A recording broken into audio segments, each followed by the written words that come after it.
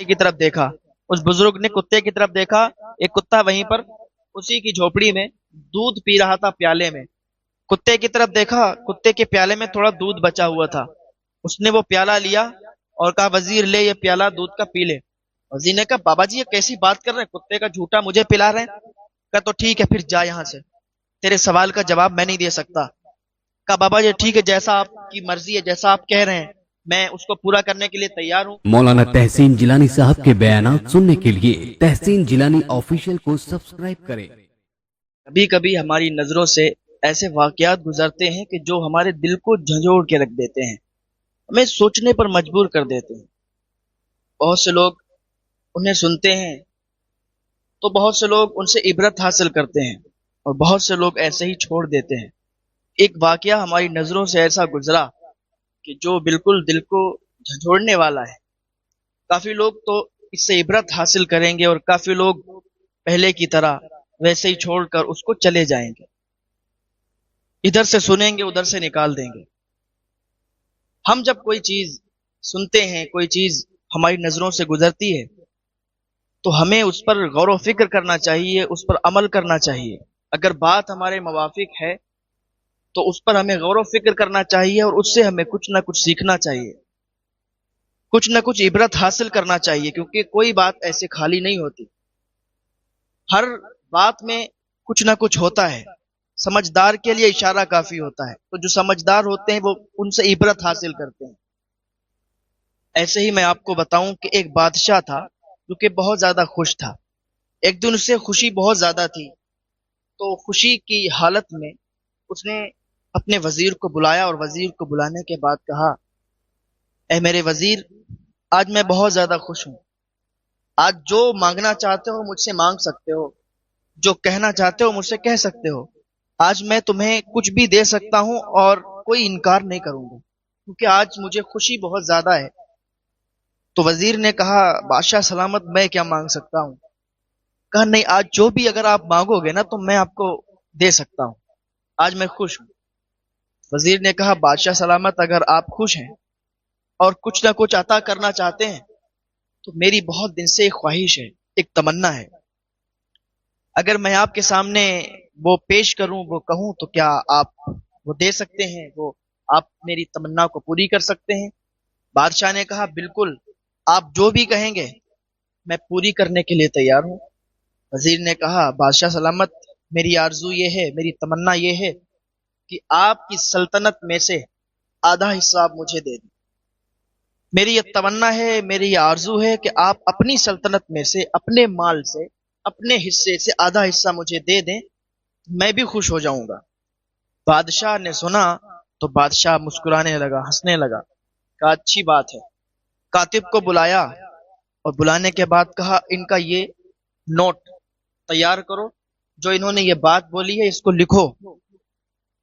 कातिब ने लिखना शुरू कर दिया। वजीर ने बोला था कि मुझे आधी सल्तनत चाहिए। बादशाह ने कहा, लिखो। वजीर को मैंने आधी सल्तनत दे दी, आधी सल्तनत दे दी। वजीर से कहा, ठीक है, आधी सल्तनत तुम्हारी हो गई, लेकिन मेरी एक शर्त है। अगर आपने शर्त पूरी नहीं की, कातिब से कहा, लिखो ये भी बात कि अगर वजीर ने मेरी ये शर्त पूरी नहीं की तो वजीर का कत्ल कर दिया जाएगा। बादशाह सलामत वजीर की गर्दन को तन से जुदा कर देंगे, इनके धड़ से इनकी गर्दन को जुदा कर दिया जाएगा अगर इन्होंने मेरी ये शर्त कबूल नहीं की। तो बादशाह ने 3 शर्तें रखी। वजीर ने कहा, बादशाह सलामत, अगर आप आधी सल्तनत दे रहे हो और शर्त रख रहे हो तो मुझे मंजूर है। आपकी जो भी शर्तें हैं आप मुझे बता दीजिए, मैं उनको पूरा करूंगा और आधी सल्तनत आपसे ले लूंगा। बादशाह ने कातिब को बोला, कातिब ने पूरा वो तख्ता तैयार कर दिया और बादशाह के भी उस पर दस्तखत हो गए और वजीर के भी दस्तखत हो गए। बादशाह ने कहा, मेरी पहली शर्त यह है और मैं इसमें आपसे सवाल करूंगा। अगर आपने सवालों के जवाब दे दिए, 3 सवाल करूंगा, तीनों सवालों के अगर आपने जवाब दे दिए तो आधी सल्तनत आपकी हो जाएगी, और अगर आपने किसी एक भी सवाल का जवाब नहीं दे पाया तो आपका सर होगा, आपकी गर्दन होगी और मेरी तलवार होगी। वजीर ने कहा, ठीक है। बादशाह ने कहा, सबसे पहला तो सवाल यह है कि आप मुझे ये बताइए کہ انسان کی زندگی کا سب سے بڑا سچ کیا ہے؟ کہا دوسرا سوال یہ ہے کہ مجھے آپ یہ بتائیے کہ انسان کی زندگی کا سب سے بڑا دھوکہ کیا ہے؟ اور کہا تیسرا سوال میرا یہ ہے، اب مجھے یہ بتائیے کہ انسان کی سب سے بڑی مجبوری کیا ہے؟ یہ 3 سوال ہیں، اور وزیر سے کہا کہ سنو، یہ 3 سوال ہیں لیکن میں تم کو مہلت دیتا ہوں، تمہیں ٹائم دیتا ہوں. اگر اس ٹائم پر آپ نے بتا دیا تو سلطنت آدھی آپ کی ہو جائے گی، اور اگر اس ٹائم پر آپ نے نہیں بتایا تو پھر آپ سمجھ سکتے ہیں. کہا ٹھیک ہے بادشاہ سلامت، آپ مجھے یہ بتائیے آپ نے مجھے کتنا ٹائم دیا؟ کہا میں نے تمہیں 1 مہینے کی مہلت دی ہے، 1 مہینے کا ٹائم دیا ہے. 1 مہینے کے اندر اندر آپ مجھے یہ تینوں سوالوں کا جواب لا کر دیں اور آدھی سلطنت آپ اپنے حصے میں لے لیں. وزیر نے کہا ٹھیک ہے. وزیر یہ تینوں سوالوں کے جواب لینے کے لیے محل سے نکل گیا. اس نے ایک میٹنگ رکھی، بڑے بڑے عقل مند لوگوں کو اس نے دعوت دی، بلایا، اور بلانے کے بعد اس نے ایک میٹنگ رکھی اور اپنے تینوں سوالوں کو ان لوگوں کے سامنے پیش کیا کہ آپ لوگ اپنے عقل کے مطابق مجھے بتائیں اس کا جواب کیا ہوتا ہے. اور یہ یاد رکھنا کہ سوالوں کے جواب صحیح بتانا. اگر تم نے جواب غلط بتائے، ہم نے بادشاہ کے سامنے یہی بات پیش کر دی، یہی جواب دے دیے، تو بادشاہ کو اگر یہ لگا کہ یہ جواب غلط ہے تو بادشاہ میری گردن کو اڑا دے گا، مجھے قتل کر دے گا، میری زندگی ختم ہو جائے گی، میری دنیا اجڑ جائے گی، سب چیز ختم ہو جائے گی. پھر میں سلطنت کا کیا کروں گا؟ میری سلطنت جو آدھی مجھے ملنے والی ہے تو چلی جائے گی، کیونکہ میں ہی نہیں رہوں گا. تو آپ ذرا سوچ سمجھ کے آپ لوگ اپنے عقلوں پر زور ڈالیں، دماغ میں بیٹھائیں، سوچیں، لیکن مجھے اس کا جواب بتائیں. میٹنگ چلتی رہی، آخر کار جتنے لوگ آئے تھے سب نے کچھ نہ کچھ سوال بتائے، سوالوں کے جواب دیے. جب اس نے ان کی باتوں کو سنا، ان کے جوابات کو سنا، تو کوئی بھی جواب صحیح نہیں تھا. ان لوگوں نے اپنے اپنے حساب سے اپنے اپنے طور و طریقے سے جواب دیے، لیکن کسی کا بھی جواب صحیح نہیں ملا اسے. تو اس نے سوچا کہ یار اتنے عقل مند لوگوں کو میں نے بلایا اور کسی نے بھی صحیح جواب نہیں دیا، آخر اب کیا کیا جائے؟ اب یہ نکل گیا، جا رہا تھا، یہی سوچ اس کے دماغ میں تھی کہ آخر کس کے پاس جائیں اور سوالوں کے جواب کہاں ملیں گے. ایک شخص سے ملاقات ہوئی. اس شخص نے پوچھا کہ آپ بہت پریشان لگتے ہیں، آپ مجھے بتائیں کہ آپ کیوں پریشان ہیں؟ وزیر نے کہا بات یہ ہے کہ بادشاہ سلامت نے مجھے 3 سوال دیے اور ان کے جوابات مانگے ہیں. کافی لوگوں سے پوچھنے پر بھی اس کے جواب صحیح نہیں مل پائے ہیں. میں اسی کشمکش میں ہوں، اسی سوچ میں پڑا ہوں کہ آخر کس سے یہ سوالوں کے جواب پوچھوں، کون آخر یہ 3 جواب بتائے گا. اس شخص نے کہا کہ تمہیں پریشان ہونے کی ضرورت نہیں ہے. وزیر نے کہا اچھا تو آپ بتاؤ، آپ بتاؤ گے، آپ کو پتا ہے؟ اس نے کہا مجھے تو نہیں پتا، لیکن میں ایک ایسے شخص کا پتہ جانتا ہوں کہ وہ آپ کے 3 سوالوں کا جواب دے دے گا. آپ کے جو 3 سوال ہیں ان کے جواب آپ کو مل جائیں گے اور آپ بادشاہ سلامت کے سامنے ان کو پیش کر سکتے ہیں. کہا بتاؤ ان کا پتہ بتاؤ. اس شخص نے اس کا پتہ بتایا. کہا جاؤ وہ فلاں جنگل میں ایک جھوپڑی لگا کے بیٹھا ہوگا. اب وزیر اس کی تلاش میں نکل گیا، اسی جنگل میں گیا جو اس نے ایڈریس بتایا تھا. وہاں پر ایک جھوپڑی دیکھی تو اس کو تھوڑی تسلی ہوئی، دل میں تھوڑی ٹھنڈک پڑی اور اسی جھوپڑی کے پاس چلا گیا. جب اس جھوپڑی کے پاس گیا اور اندر جب داخل ہوا تو وہی بزرگ، وہی بوڑھے شخص جس کے بارے میں اس شخص نے بتایا تھا کہ وہ آپ کے سوالوں کے جواب دے دیں گے. اب یہ جھوپڑی کے اندر داخل ہوا، جیسے ہی بزرگ نے دیکھا کہا آئیے وزیر، آپ ضرور سوالوں کے جواب لینے کے لیے آئے ہیں. تو وزیر نے کہا بابا جی آپ کو کیسے معلوم کہ میں سوالوں کے جواب آپ سے لینے آیا ہوں اور میں وزیر ہوں؟ آپ کو کیسے معلوم چلا؟ تو ان بزرگ نے کہا کہ مجھے ایسے معلوم چلا کہ تمہارے جو حلیہ ہے، تمہارا جو لباس ہے، تمہارے پاس جو سامان ہے، بیگ وغیرہ ہے، یہ سب وزیروں کا ہی ہے، کیونکہ کبھی میں بھی وزیر ہوا کرتا تھا، کبھی میں بھی وزیر تھا. اور جس طریقے سے تم آج سوالوں کے جواب ڈھونڈنے کے لیے نکلے ہو، میں بھی ایک وقت تھا جو سوالوں کے جواب ڈھونڈنے کے لیے نکلا تھا.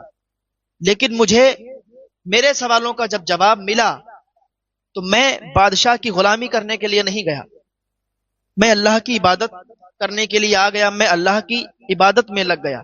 جب مجھے میرے سوالوں کے جواب ملے تو میں نے سوچا کہ میں بادشاہ کی غلامی کیوں کروں، میں اس کی غلامی کروں کہ جس کی غلامی بادشاہ بھی کرتا ہے اور جس کی غلامی ساری دنیا کرتی ہے. تو میں اللہ وحدہ لا شریک کی عبادت کے لیے آ گیا ہوں، اللہ کی عبادت میں لگ گیا ہوں. تو میں اب کسی کی غلامی نہیں کرتا، کیونکہ مجھے میرے سوالوں کا جب جواب ملا تو مجھے سمجھ آ گئی کہ مجھے کیا کرنا ہے. اب آپ پوچھو کہ آپ کے سوال کیا ہیں، میں ان کے جواب دینے کے لیے تیار ہوں.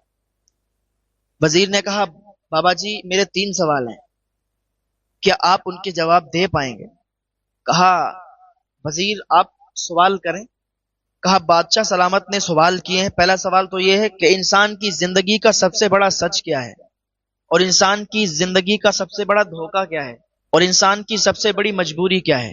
یہ 3 سوال ہیں جن کے جواب لینے کے لیے میں بڑا تڑپ رہا ہوں، بڑا پریشان ہوں. بڑے بڑے اچھے عقل مندوں سے ملا ہوں لیکن انہوں نے بھی اس کے جواب نہیں دے پائے.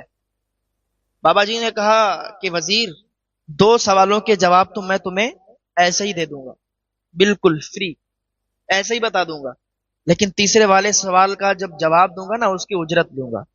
کہا اجرت؟ آپ بتاؤ، میرے پاس جتنا ہے میں آپ کو دینے کے تیار ہوں. میں جتنی اشرفیاں ہیں میرے پاس میں سب آپ کو دے دوں گا، جتنا سامان ہے میرا میں سب آپ کو دے دوں گا. آپ مجھ سے وہ بھی سوال کا جواب بتا دو، کیونکہ اگر 2 سوالوں کے آپ نے جواب بتا دیا اور تیسرا کا نہیں بتایا تب بھی میری جان کو خطرہ ہے، بادشاہ مجھے مار دے گا. تو انہوں نے کہا ٹھیک ہے، پہلے سوال کا جواب میں تمہیں بتاتا ہوں کہ زندگی کا سب سے بڑا سچ کیا ہے. تو دیکھو پہلے سوال کا جواب یہ ہے کہ زندگی کا سب سے بڑا سچ موت ہے. زندگی کا یہ سب سے بڑا سچ ہے، بالکل یہ بات حقیقت ہے، کسی کا بھی اس پر کوئی انکار نہیں ہے. ہندو ہو، مسلم ہو، سکھ ہو، عیسائی ہو، کسی بھی دھرم کا کوئی بھی انسان ہو، اس کا انکار نہیں ہے. ہر انسان یہی کہتا ہے کہ موت آنی ہے، موت برحق ہے. ہر جاندار کو موت کا مزہ چکھنا ہے. ایسا نہیں ہے کہ دنیا میں کوئی آیا ہے تو اسے دنیا میں ہی رہنا ہے. ہر انسان کو یہاں سے جانا ہے. یہاں پر ایک امتحان ہو رہا ہے، اور جب کوئی انسان امتحان دینے کے لیے جاتا ہے، ایگزام دینے کے لیے جاتا ہے، تو جب اس کے ایگزام پورے ہو جاتے ہیں تو وہ واپس آتا ہے. مان لیجئے اگر کوئی شخص کہیں کام کرنے کے لیے جائے اور وہ مسافر ہو، بریلی سے کوئی شخص ممبئی کام کرنے کے لیے گیا، تو ممبئی میں اگر 1 مہینہ اس کو رکنے کا ارادہ ہے، 1 مہینہ جب جائے گا تو 1 مہینے کا سامان لے کے جائے گا، 1 مہینے سے اوپر کا نہیں جائے گا، اس لیے کیونکہ اسے واپس آنا ہے، وہیں نہیں رہنا ہے، وہیں سیٹل نہیں ہونا ہے. اس کو وہاں کام کرنے کے لیے جانا ہے، وہ کام کرے گا، اتنا ہی سامان لے جائے گا جتنے دن وہ وہاں پر رہنے والا ہے. 1 مہینہ، 2 مہینہ، 3 مہینہ، جتنے دن وہاں پہ رہے گا اتنا ہی اپنا ساز و سامان لے کے جائے گا. اگر 1 مہینے کا ساز و سامان لے کے گیا اور 1 مہینہ پورا ہو گیا تو 1 مہینے کا جو ساز و سامان تھا وہ ختم ہو جائے گا، اسے واپس آنا پڑے گا. تو اسی طریقے سے ہم لوگ جو اس دنیا میں آئے ہیں، یہ سمجھنے کا ایک بہت سیدھا سا طریقہ ہے. ہم لوگ بھی جب دنیا میں آئے ہیں نا تو ہمارا بھی ایک وقت مقرر ہے. کسی کا 50 سال ہے، کسی کا 60 سال ہے، کسی کا 70 سال ہے، کسی کا 80، 100. تو بہت کم لوگ ہوتے ہیں نا جو بہت پہلے زمانے کے ہمارے بزرگ ہیں تو وہ مشکل سے 100 تک جاتے ہیں، ورنہ آج کل تو نا 50، 60، 70، 80 تک لاسٹ ہے. تو ہم کیا کر رہے ہیں نا، یہاں پر ایگزام دے رہے ہیں، امتحان دے رہے ہیں، ہم لوگ مسافر ہیں. اور یہ ہمارے لیے یہ سمجھو کہ ایک قید خانہ ہے. جیسے ہی ہمارا وقت مقرر ہوگا، پورا ہو جائے گا، جیسے ہی ہمارا وقت پورا ہو جائے گا ہم یہاں سے چلے جائیں گے. ہمیں پھر یہاں کوئی روکنے والا نہیں ہے، نہ ہی کوئی روک سکتا ہے.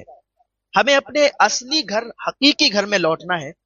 یہاں پر ہماری کتنی بھی بڑی عمارت ہے، یہاں پر ہماری بہت بڑی بلڈنگ ہے، کئی کاریں ہیں، کئی نوکر چاکر ہیں، یہ سارے کے سارے مجھے چھوڑ کے، ہمیں اور آپ کو چھوڑ کے جانا پڑیں گے.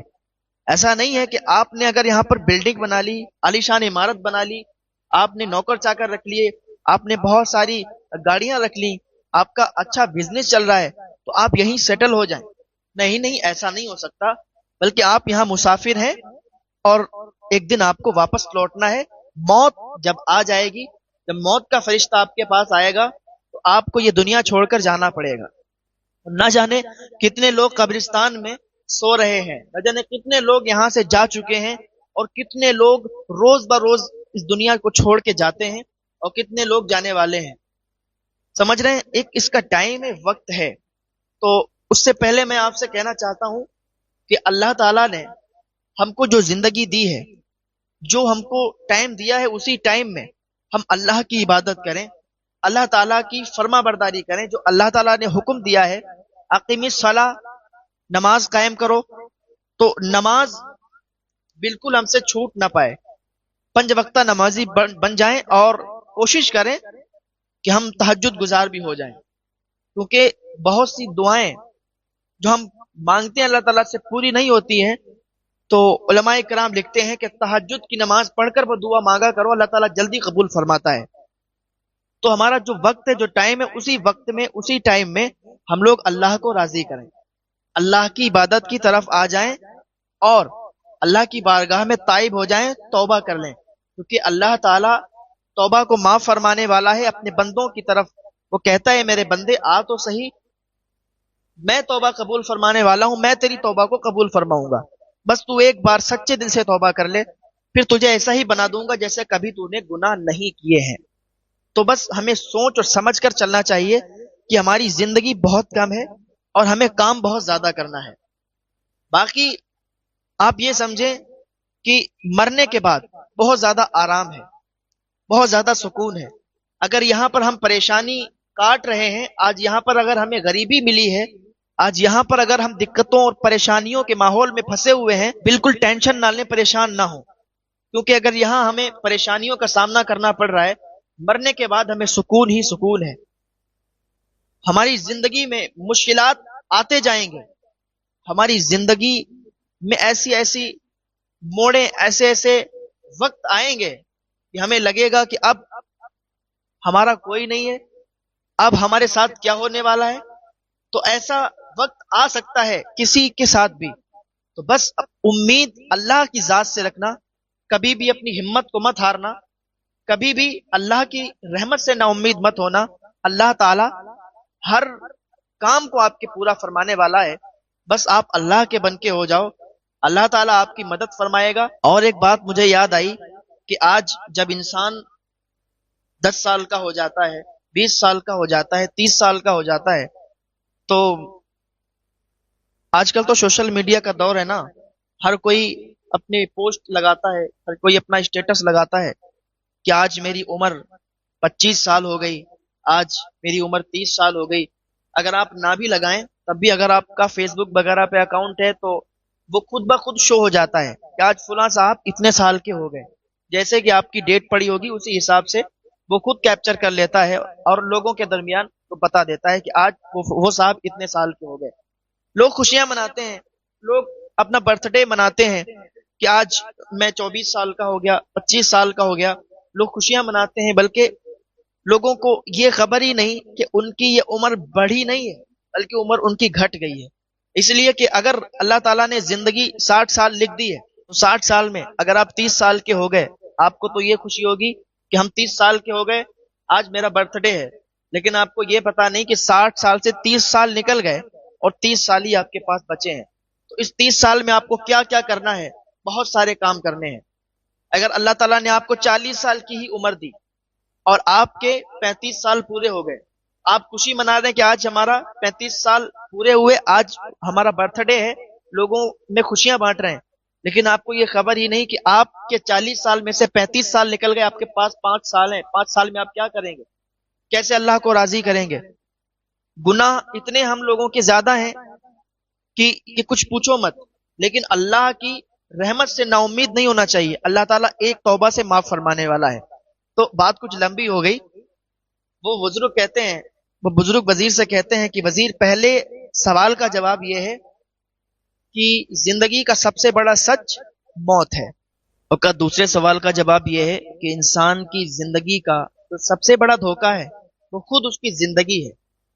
اسے یہ پتا نہیں ہے کہ اس کی موت کب آ جائے گی، اس کی زندگی کتنی ہے، تھوڑی سی زندگی میں اور اتنے بڑے کام کر رہا ہے، اتنے زیادہ بڑے کام کر رہا ہے، اسے خبر نہیں ہے کہ کب موت کا فرشتہ آ جائے گا۔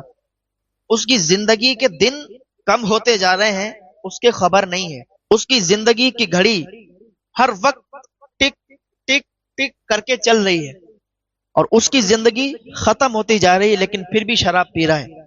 زندگی ختم ہو رہی ہے لیکن پھر بھی جوا کھیل رہا ہے۔ زندگی ختم ہو رہی ہے لیکن پھر بھی زنا کر رہا ہے، زندگی ختم ہو رہی ہے، پھر بھی غیبت کر رہا ہے، چغلی کر رہا ہے، زندگی ختم ہو رہی ہے، پھر بھی سود کھا رہا ہے، زندگی ختم ہو رہی ہے، پھر بھی لوگوں کا حق مار رہا ہے، زندگی ختم ہو رہی ہے، پھر بھی ناپ تول میں کمی کر رہا ہے، اس کی زندگی ختم ہوتی جا رہی ہے اور وہ گناہوں کے قریب جا رہا ہے۔ تو سب سے بڑا جو زندگی کا دھوکہ ہے وہ خود زندگی ہے۔ انسان کو پتا ہی نہیں کہ ہم کر کیا رہے ہیں، سارے کام کرتا جا رہا ہے، اور ایک دن ایسا آتا ہے کہ مسجد کی مائک صبح میں کھٹ کھٹ بولتی ہے، اور پھر اس میں اعلان دینے والا کرتا ہے کہ حضرات ایک اعلان سماعت فرمائیں، فلاں صاحب کا انتقال ہو گیا ہے، فلاں فلاں ٹائم ان کا نماز جنازہ ہوگی، فلاں فلاں ٹائم ان کی میت کو دفن کیا جائے گا۔ آج انسان کا نام ختم ہو گیا، بہت بڑا نام تھا، بہت بڑا کام تھا، بہت عزت تھی، شہرت تھی، تو آج سب سے پہلے ان کا نام ختم ہوا۔ اب کوئی بھی رضوان کو رضوان نہیں کہہ کے بلائے گا، اب کوئی بھی عبداللہ کو عبداللہ کہہ کے نہیں بلائے گا، بلکہ نام ختم، اور اب سب کہیں گے کہ میت کو غسل دو، میت کو دفن کرو، میت کتنے ٹائم قبرستان پہنچے گی۔ تو یہ زندگی کا سب سے بڑا دھوکہ ہے۔ جب بزرگ نے 2 سوالوں کے جواب دے دیے تو وزیر نے کہا بابا جی تیسرے سوال کا بھی جواب دے دیں۔ کہا تیسرے سوال کا جواب؟ اس نے کتے کی طرف دیکھا، اس بزرگ نے کتے کی طرف دیکھا، ایک کتا وہیں پر اسی کی جھوپڑی میں دودھ پی رہا تھا پیالے میں، کتے کی طرف دیکھا، کتے کے پیالے میں تھوڑا دودھ بچا ہوا تھا، اس نے وہ پیالہ لیا اور کہا وزیر لے یہ پیالہ دودھ کا پی لے۔ وزیر نے کہا بابا جی یہ کیسی بات کر رہے ہیں، کتے کا جھوٹا مجھے پلا رہے ہیں؟ کہا تو ٹھیک ہے پھر جا یہاں سے، تیرے سوال کا جواب میں نہیں دے سکتا۔ کہا بابا جی ٹھیک ہے، جیسا آپ کی مرضی ہے، جیسا آپ کہہ رہے ہیں میں اس کو پورا کرنے کے لیے تیار ہوں، کیونکہ مجھے میرے سوال کا جواب حاصل کرنا ہے۔ اس نے وہ پیالہ لیا اور پورا گٹ گٹ کر کے پی گیا، جتنا دودھ بچا تھا کتے کا جھوٹا دودھ وہ پیالے سے سارا کا سارا پی گیا۔ کہا بابا جی اب تو میں دودھ پی گیا ہوں، اب تو مجھے اس سوال کا جواب دے، زندگی کی سب سے بڑی مجبوری کیا ہے؟ تو بزرگ نے کہا، بابا جی نے کہا کہ وزیر یہ جو تو نے پیالہ دودھ کا پیا ہے نا یہی تیرے سوال کا جواب ہے۔ وزیر نے کہا میں سمجھا نہیں آپ کیا کہنا چاہتے ہیں۔ کہا تو نے یہ دودھ کا پیالہ کیوں پیا؟ کہا مجھے سوال کا جواب لینا تھا اس لیے پیا، ورنہ میں نہیں پیتا۔ کہا یہی تو تیرا جواب ہے، کہا یہی جواب ہے کہ انسان کی زندگی کی سب سے بڑی مجبوری کیا ہے، یہی جواب ہے۔ کہا کیسے؟ مجھے سمجھاؤ، میں سمجھا نہیں، مجھے اس سوال کا جواب سمجھ میں نہیں آیا۔ وزیر سے اس بزرگ نے کہا، اس بابا جی نے کہا کہ تو نے یہ کیوں پیا؟ اپنے مفاد کے لیے، اپنے فائدے کے لیے، اپنی غرض کے لیے۔ تو بزرگ نے کہا کہ یہی جواب ہے کہ زندگی کی مجبوری غرض ہے، مفاد ہے، فائدہ ہے۔ آج انسان کوئی بھی دوسروں کے لیے کچھ نہیں سوچتا، ہر انسان اپنے لیے سوچتا ہے، اپنے مفاد کے لیے، اپنے فائدے کے لیے، اپنے مطلب کے لیے، آپ سے بولے گا بھی اپنے مطلب کے لیے۔ اگر انسان کا مطلب ہے آپ سے تو آپ کے قدم بھی چومے گا۔ وہ کہاوت بہت پہلے سنی جاتی تھی، آج بھی لوگ کہتے ہیں کہ انسان مطلب کے ٹائم گدھے کو بھی باپ بنا لیتا ہے۔ تو انسان اپنے مطلب کے لیے کسی بھی حد سے گزرنے کے لیے تیار ہو جاتا ہے، اپنے مفاد کے لیے کسی بھی حد سے گزرنے کے لیے تیار ہو جاتا ہے، کیونکہ انسان اپنا فائدہ چاہتا ہے اور دوسروں کا نقصان چاہتا ہے۔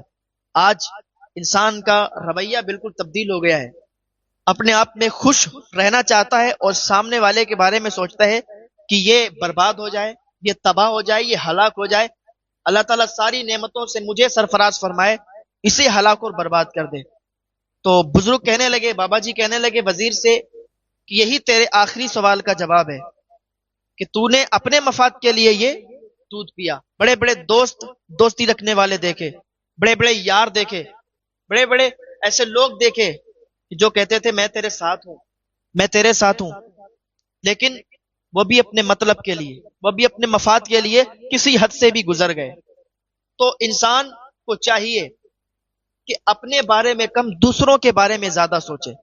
اگر انسان کا رویہ یہ ہو جائے کہ انسان دوسروں کے بارے میں سوچنے لگے، دوسروں کے لیے اچھا گمان رکھنے لگے اور یہ سوچنے لگے کہ اللہ تعالیٰ یہ میرے سامنے والا جو بھائی ہے، میرا پڑوسی ہے، اللہ تعالیٰ اس کو عروج و ارتقاء عطا فرما دے، اس کو عروج عطا فرما دے، اس کے صدقے اللہ تعالیٰ مجھے بھی عطا فرما دے، تو اللہ تعالیٰ تمہیں زیادہ عطا فرمائے گا، کیونکہ تم دوسروں کے بارے میں سوچتے ہو، دوسروں کے لیے تمہارا رویہ اچھا ہے، تمہارا گمان اچھا ہے، تو تم جب دوسروں کے بارے میں اچھا سوچو گے تو تمہارا خود اچھا ہوگا، اور اگر تم دوسروں کے بارے میں غلط سوچو گے، غلط گمان رکھو گے، تو تمہارے ساتھ غلط ہوگا، دوسروں کے لیے گڑھا کھودو گے، خود گڑھے میں گرو گے۔ اس بات سے، اس واقعے سے عبرت حاصل کرنا چاہیے کہ ہم زندگی کیسے گزار رہے ہیں، ہم اپنے راتوں دن کیسے گزار رہے ہیں، دوسروں کے ساتھ ہم کیسے پیش آ رہے ہیں، اپنے دوستوں کے ساتھ ہم کیسے پیش آ رہے ہیں، اگر ہم کسی سے دوستی کر رہے ہیں تو وہ دوستی کو ہم نبھا کیسے رہے ہیں یا کیسے نبھانا چاہیے۔ تو بہت ساری چیزیں ہیں، بہت ساری باتیں ہیں، اللہ تعالی ہم سب کو